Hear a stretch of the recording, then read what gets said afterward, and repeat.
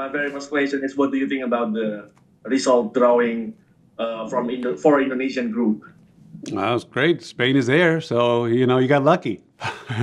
No, no, Will you be there? Will you be here? I don't know. I don't know if I'll be able to have a chance to be there. I will, I will try. I have,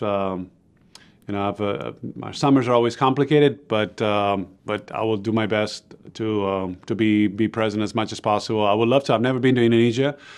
I've never been to the Philippines either, so that's why it's exciting for me to have this role and have this opportunity as an ambassador of the World Cup, to be a part of the game and the tournaments in a different way. I mean, I wish I was still playing. I wish I was there, competing for my country in front of the Indonesian fans and to earn a spot to the later part of the championship. But I hope that the country really embraces this opportunity. And the fans really experience basketball at the highest level, that they support Spain, so there's a shout out to the Indonesian fans to support Spain and root for them, and hopefully more Indonesian kids will play basketball. At the end of the day, that's the ultimate, to me, goal, really, to inspire the younger kids and to show them a sport that they can also play and develop, hopefully, in the country. Talking about that part of the game, how do you see the basketball move itself as a part of a sport and a culture? Yeah, no, I mean, basketball is growing very rapidly in big numbers across the world. We're seeing that in many different ways, and to me, it's such a fun sport. Obviously, it's a sport that I played and that I love, and I continue to love.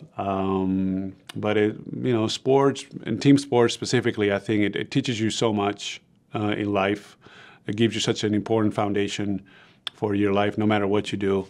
So it's good to promote it. It's good to have it present in countries all over the world. And again, to me, hopefully, we'll see if at some point, 10, 20 years down the line, we have an Indonesian kid, boy or girl, or both, that end up playing in the best league in the world with the best players in the world. How fun, how lucky, and how fun would that be? Right? How proud could we be that because of a World Cup, because of basketball, you've allowed and you inspired some kids to dream and to follow a path that they didn't know it existed for them.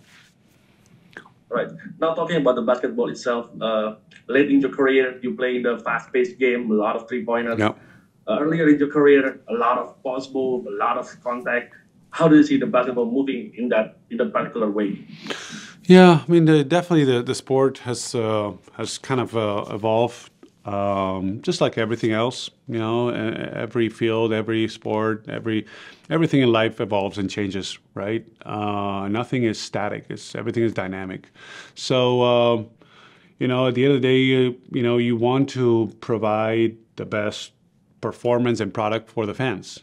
The fans seem to enjoy a faster paced game with a lot more scoring, longer shots. But I think I still would like to see a good level of ball movement, team play, the fundamentals of a game, which you get to see, from time to time. Not as much as I would like to, but from time to time. And you do see more international play.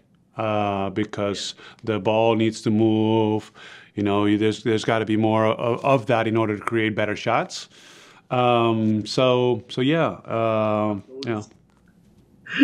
Some zone defense, something like that. Yeah, play defense is important. At the end of the day, whether you like it or not, defense does win championships, and the winning team will have to defend and will have to get stops.